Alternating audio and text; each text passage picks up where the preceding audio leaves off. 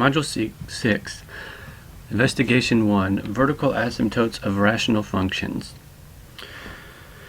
Maybe we should talk about what a rational function is for a moment. So a rational number is any number that can be written as a ratio of integers or just a fraction with integers. Remember, the integers are just the positive and negative whole numbers with 0. And this means this ratio of integers is the rational number is some number p over q such that p and q are integers and q is not 0. And so a rational function is similar.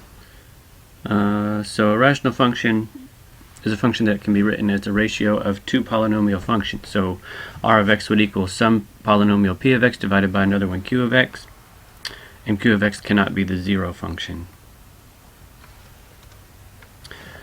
1. The cost for a jet fuel company to supply jet fuel is $3.90 per gallon of fuel. Also, the jet fuel company has an initial cost of $3,200,000 to purchase the tanks to store the fuel. Define a function f to express the cost of supplying jet fuel as a function of the number of gallons supplied. Include the initial cost of the tanks as part of the cost to supply x number of gallons of fuel. What is the effective domain of this function?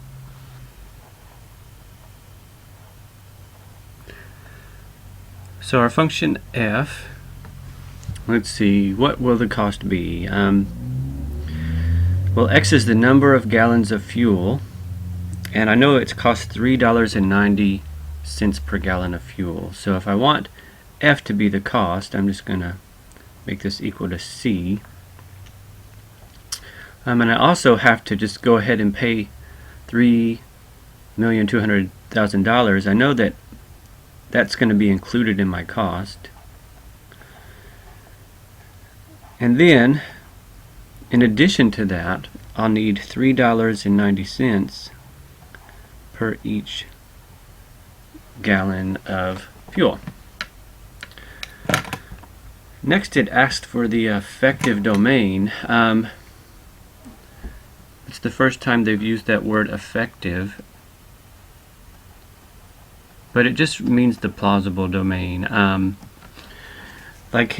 Domain, remember, is the set of possible inputs, and if we're inputting number of gallons of fuel, then we have to input some number of gallons that are greater than or equal to 0.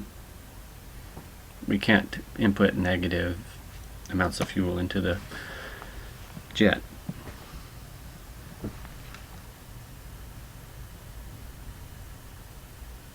Part B. Suppose we are interested in determining the average cost per gallon of fuel. Note that average cost is not an average rate of change. Describe how to determine the average cost per gallon of jet fuel supplied when x gallons of fuel are supplied. Describe the calculation you would perform to determine the average cost, and why would you would perform this calculation. So we have the cost f of x, and the cost depends on how many gallons x that we put in. And so when we think about average, a lot of times we think about adding a whole bunch of things together and then dividing by how many we had. Like if we take the cost of each gallon of fuel and divide it by how many we bought. So let me try to put this in a different way. If we take the average cost and divide it by the number of gallons, that will give us the average cost per gallon. Basically, it's the total cost divided by how many gallons you have gives you the average cost per gallon.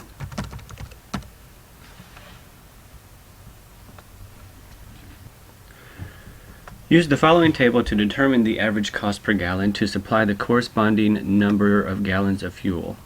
Note we are going to focus our attention on what happens for relatively small values of x in this worksheet.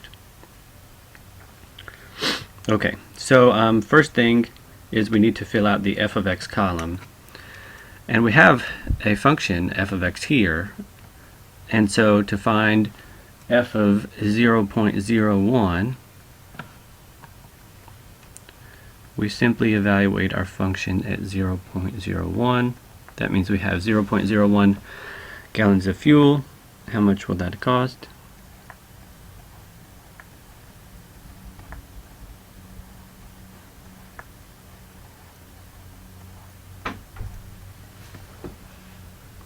Let's just plug that into our calculator. So here are the values for the cost. Okay, so then the average cost, we just take our cost and divide by the number of gallons. So the first one would be 3200,000.039 divided by 0.01. So unless I made a typo, I think that these are the average cost, just taking the cost divided by the number of gallons. To find a function g that relates the supply company's average cost per gallon as a function of the number of gallons of fuel supplied. So our average cost would be equal to some function g, which we know the average cost is just the cost divided by how many gallons we have, which was 3,200,000 plus 390x,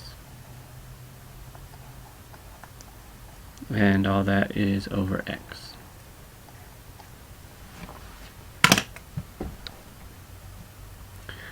When x is positive and getting very close to 0, which we write as x goes to 0 from the right, or x is positive and x is moving very close to 0, the average cost per gallon for fuel gets very, very large. Why does this happen? So take a look at our table here. Notice that if we go up, the x values are getting closer and closer to 0. And as we do that, the average cost gets bigger and bigger and bigger and bigger. So essentially what's happening is we're dividing by smaller and smaller and smaller numbers. All these really small numbers go into this cost an infinite, not an infinite, but a huge amount of times, and we're approaching infinity as x approaches 0. Let's take a look at it in terms of this function. So to say as x goes to 0 from the right, we could use this notation that you'll see in calculus. The limit as x goes to 0 from the right of this expression. All this really means is that we're looking, when x is positive and getting very close to 0, what happens to this rational function? If we go to 0, this will go to 0, and this will go to 0, essentially giving us something like this. That's a question mark. 3,200,000 over 0, which you've all learned that means it's undefined, it doesn't exist, etc., etc. But really,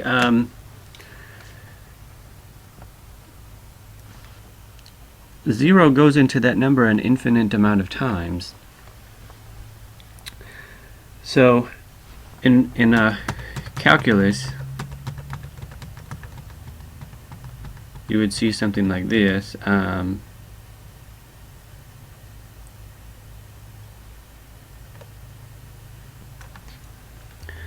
You would just say that this equals infinity.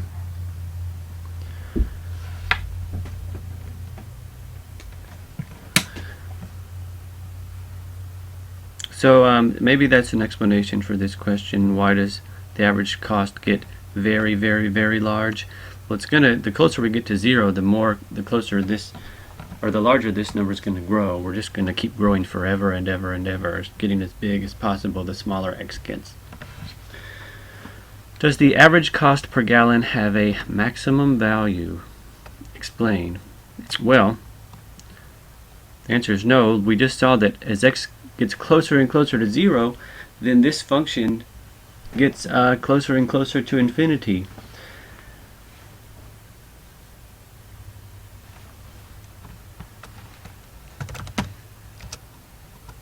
So no, the average cost will get larger and larger as the number of gallons gets closer and closer to 0.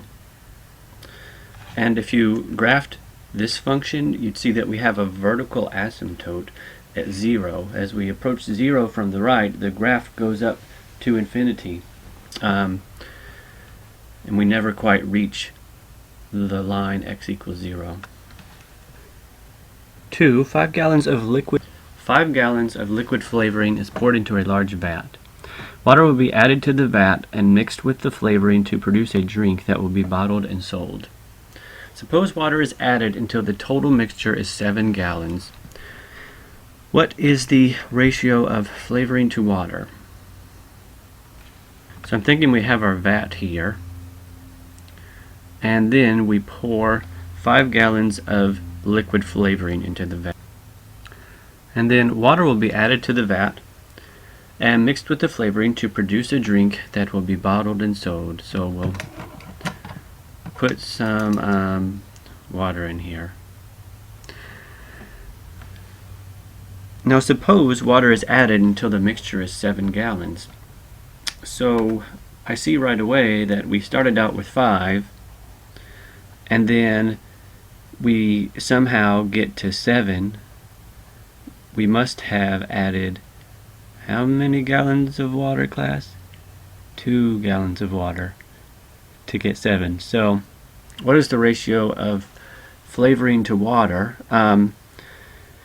So the ratio of flavoring to water, that means that it's a 5, flavoring comes first, to water, 2. You could express that as a fraction, 5 over 2. Either one of those is the correct ratio. If you wanted to simplify this, 5 divided by 2, that is 2.5 over 1, meaning for every 2.5 gallons of liquid flavoring there is 1 gallon of water. Now suppose water is added until the total mixture is 18 gallons. What is the ratio of flavoring to water? So we had 5 gallons of flavoring. We add some amount of water, then we get 18 total gallons. Well, 18 minus 5 is 13, so there are 13 gallons of water. So that means the ratio of flavoring to water is 5 to 13. You could have wrote it like so.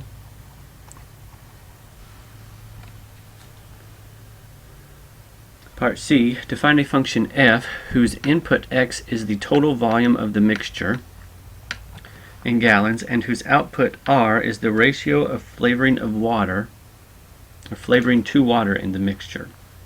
What is the practical domain for this function? So just thinking about what we've done so far,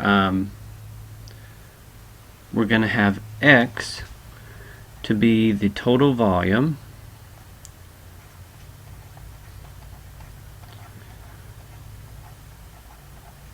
and our function f gives us r, so r is going to be f of x,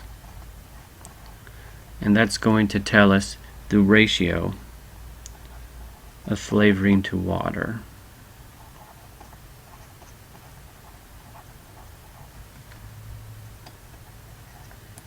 So it helps me to just think about this piece by piece.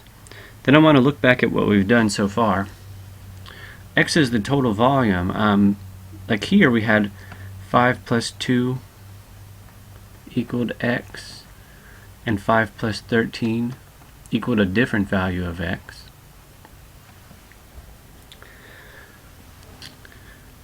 And let's see. Notice that we found 13. I mentioned that it was 18 minus 5, or x minus 5. So essentially the amount of water is equal to, okay, and so W equals X minus the amount of flavoring. I'm going to call that F. So we want our function to be the ratio of flavoring to water, which is capital F over W. Now, let's see. The thing is that F is always a constant. It's always 5. And W is always X minus F, or X minus 5.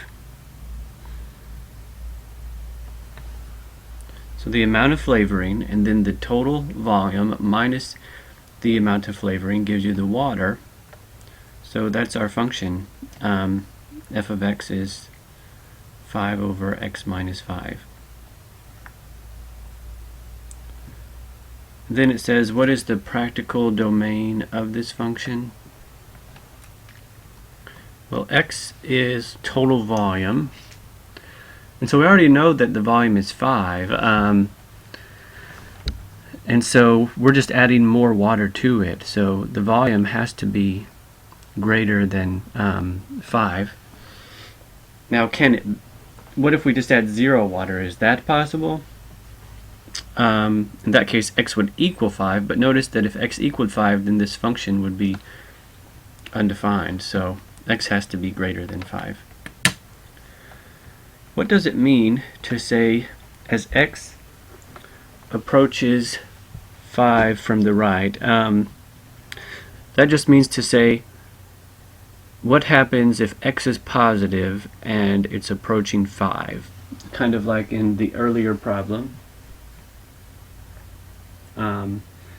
X is positive and getting very close to 5.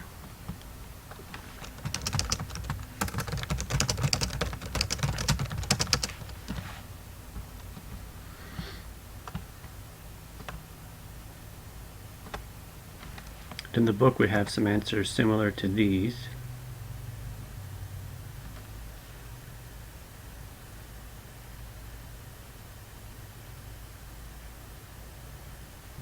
I think there's a part E that's missing.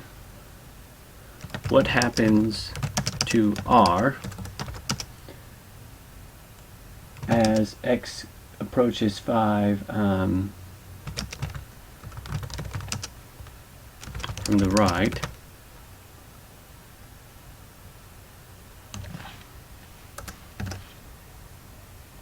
So if we look at this function, as X approaches 5 and X is positive, this function, the denominator approaches 0.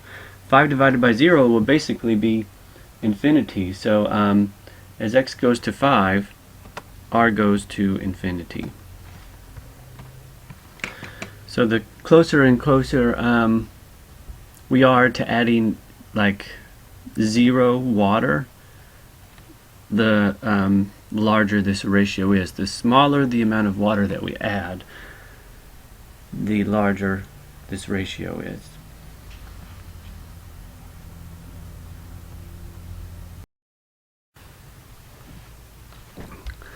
Number 3, given that f of x equals 1 over x minus 8, answer the questions below. Complete the following table of values. So we have x in this column, f of x in this column. So f of 7 is 1 over 7 minus 8, 1 over negative 1, which is negative 1.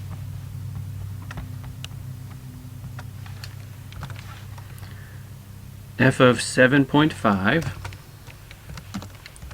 will be 1 over 7.5 minus 8, which will be 1 over negative 0.5, which will be negative 2.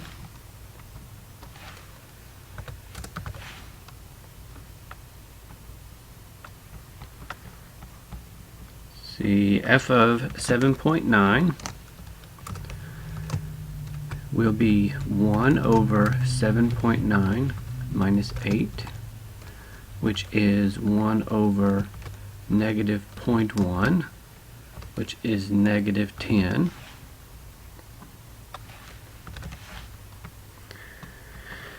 And f of 7.99 equals 1 over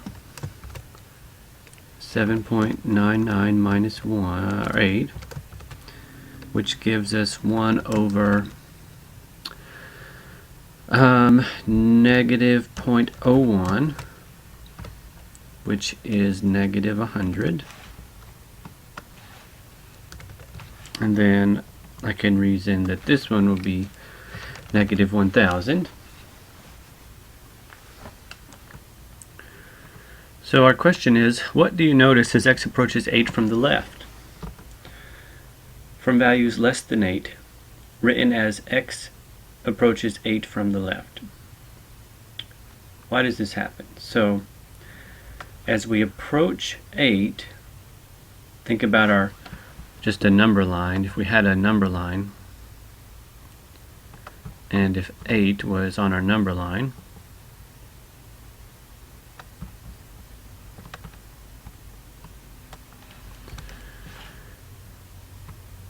then 7 would of course be to the left, and so we're getting closer and closer to 8. There's 7.5, 7.9, 7.99. We're just getting closer and closer to 8 from the left.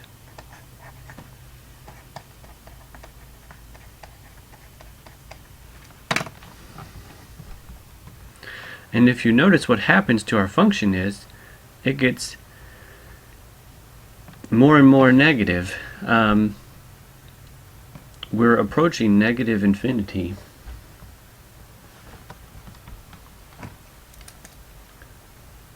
So as x approaches 8 from the left,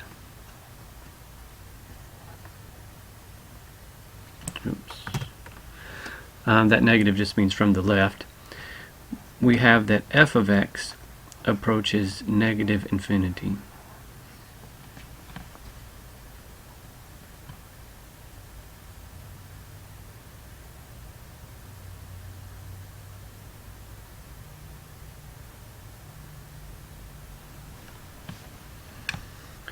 Part C looks at what happens as x approaches 8 from the right. If we look at our function, f of 9 would be 1 over 9 minus 8, or 1 over 1, which is 1. Let's see, f of 8.5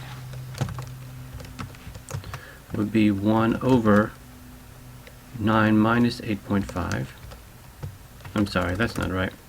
8.5 minus 8, which would be 1 over 0.5, or 2.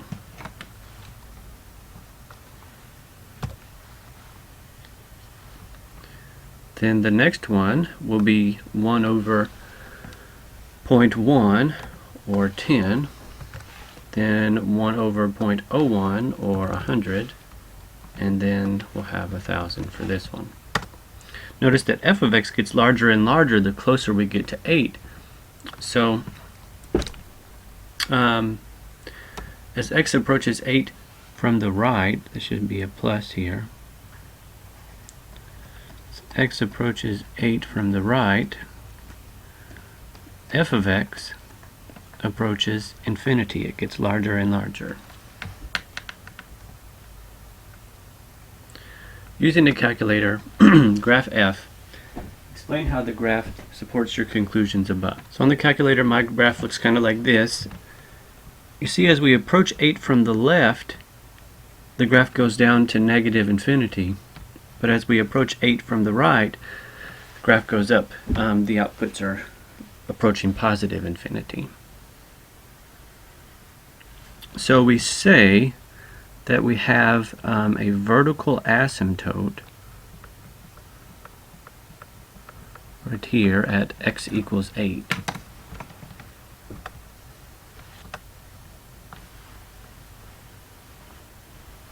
So this function will get closer and closer to this line as x approaches 8 from either side, but it'll never quite get to 8 because we can't get to 8 because then we'll be dividing by 0. But that's why the function gets closer and closer.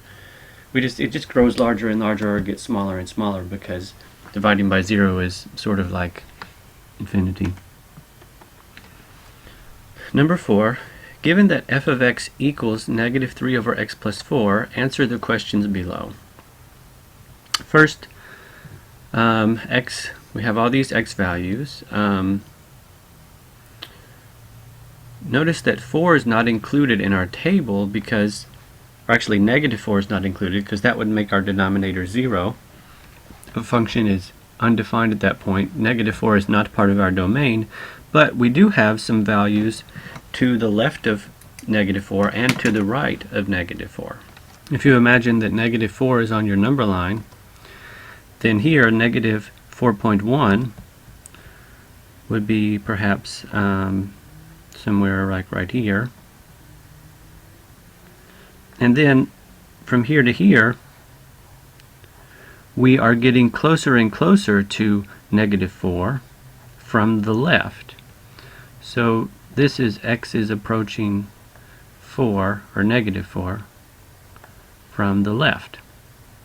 This dash here means from the left. And also, here we have negative 3.9,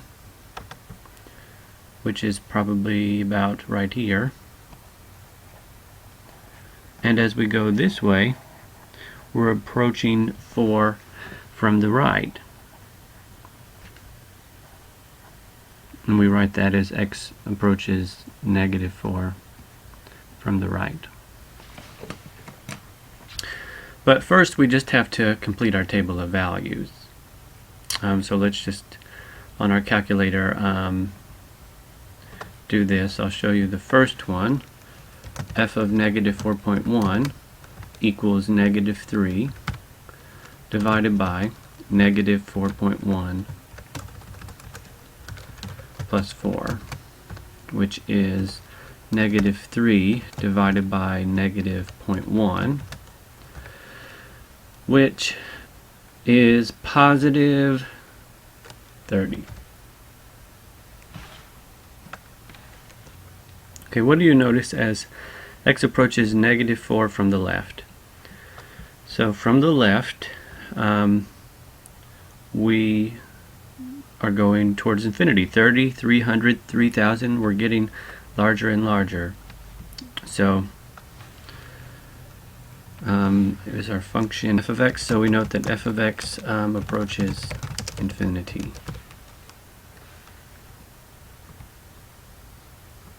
What do you notice as x approaches negative 4 from the right? If we go from the right, we notice that we're getting 30, 300, 3000, so this function's, this ratio is getting more and more negative, which is also a way to say that it's decreasing or approaching negative infinity.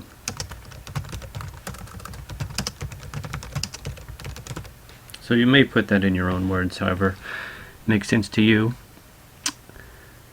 Part D, using a calculator, graph F, explain how the graph supports your conclusions in parts B and D above. So on the calculator, you should have a graph that looks kind of like this. It comes up and it goes up to infinity as it approaches negative 4 from the left, and over from the right we approach negative infinity. And this line, x equals negative 4, like the function will never reach that line, it'll just keep getting closer and closer. That's our vertical asymptote. And here it tells us a vertical asymptote is a vertical line that we draw at a value of the input when the following behavior occurs. So here's our definition of vertical asymptote. Let a be a real number. If f of x increases without bound, like we see here, f of x is increasing without bound, meaning f of x approaches infinity. Or, so one or the other, or if f of x decreases without bound, as x approaches a from the left, So that's what we have here. X is approaching -4 from the left, and we are decreasing without bound. Then f has a vertical asymptote at x equals a. So this one has both conditions, but let me read this again. If f of x increases without bound, or f of x decreases without bound as x approaches a from the left, and if f of x increases without bound, or f of x decreases without bound as x approaches a from the right, then f has a vertical asymptote at x equals a. So we have to have one of these first two conditions. As we approach a from the left, we have to either go to infinity or to negative infinity. In this case, we go to infinity, we increase without bound. And then we also have to have, it says, and one of these two second conditions. As we approach a from the right, then f has to either increase without bound or decrease without bound, as in this case. So we increase without bound as we approach -4 from the left, and we decrease without bound as we approach -4 from the right. That means that there's a vertical asymptote at x equals -4. Notice that this is the equation of a line. No matter what y is, x is always -4. Vertical asymptotes are always described with lines. It said in problem number 1 above, a vertical asymptote occurred at x equals 0. Let's take a look at that. So as we approach 0 from the right, going this way, our numbers get bigger and bigger and bigger. We grow to infinity. So we had a vertical asymptote at x equals 0. And it says in problem number 2, a vertical asymptote occurred at x equals 5. Recall that in number 2, as x went to 5 from the right, the value of our function went towards infinity, so there's a vertical asymptote there. Where did the vertical asymptotes occur in problems 3 and 4? What is significant about these input values to the function? Number 3, we noticed that as x approached 8 from the right or the left, f of x went to negative infinity and infinity respectively. So we said there's a vertical asymptote at x equals 8. Notice that this is where the function is undefined. 8 is not part of our domain. Then in number 4, we had -4 was where we're undefined, and that is where our vertical asymptote was. We approached infinity as we approached -4 from the left or the right.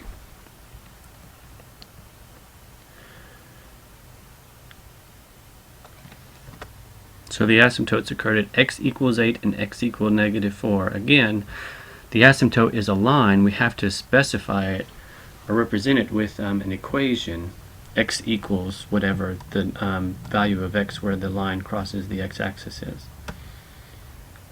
For each of the following functions, predict where a vertical asymptote will exist, then test your prediction using a graphing calculator. So this one we see the denominator would be 0 when x is -1.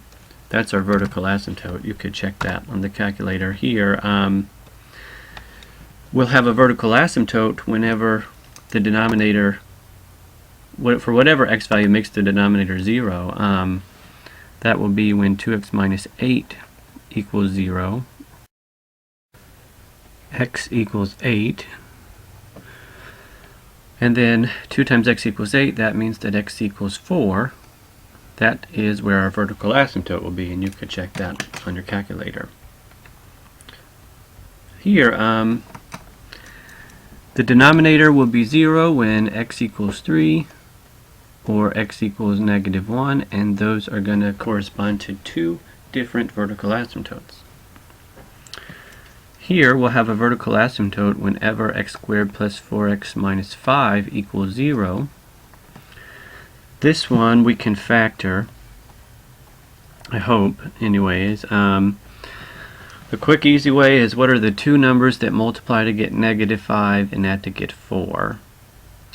And those are +5 and -1. So x plus 5 and x minus 1 are the factors. That means x plus 5 equals 0, x minus 1 equals 0. X equals -5 and x equals 1 are the vertical asymptotes. In part E, this denominator can never be 0. X squared plus 1 cannot equal 0. Why not?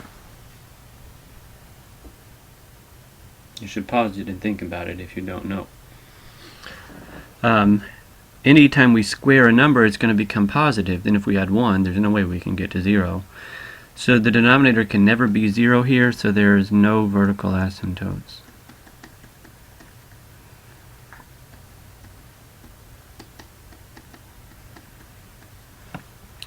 Here, you might be tempted to say the vertical asymptote is x equals -6. But that's actually not correct.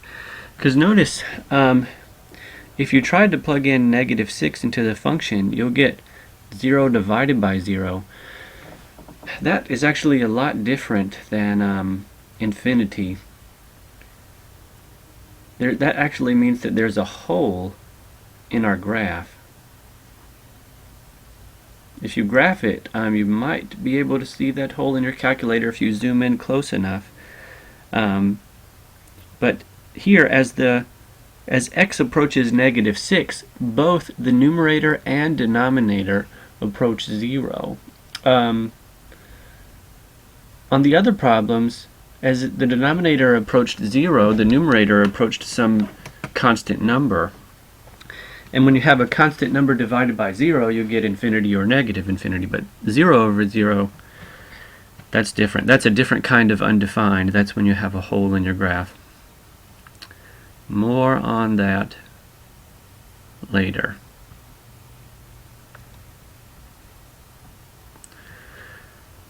Write an explanation to describe how to determine the vertical asymptotes of a rational function and why this approach works. So rational functions, remember, are functions that can be written as the ratio of two polynomials, p of x over q of x. And what we've done to find the vertical asymptotes are simply find the x values that make the denominator equal to 0, but the numerator not equal to 0. That last caveat was just because of that last problem with the x plus 6 over x plus 6. If the top and bottom are both 0 for some particular x, you don't have a vertical asymptote, you just have a hole. But most of the time, just set the denominator equal to 0 and solve for x. We could have more than one vertical asymptote, as we saw when we had the quadratic in our denominator that we factored. You could also complete the square or use the quadratic formula to solve that one. Even use your calculator to find the roots. So if you do this, if you just set the denominator equal to 0 and solve for x, then you might want to check your graph to make sure that there really is a vertical asymptote there.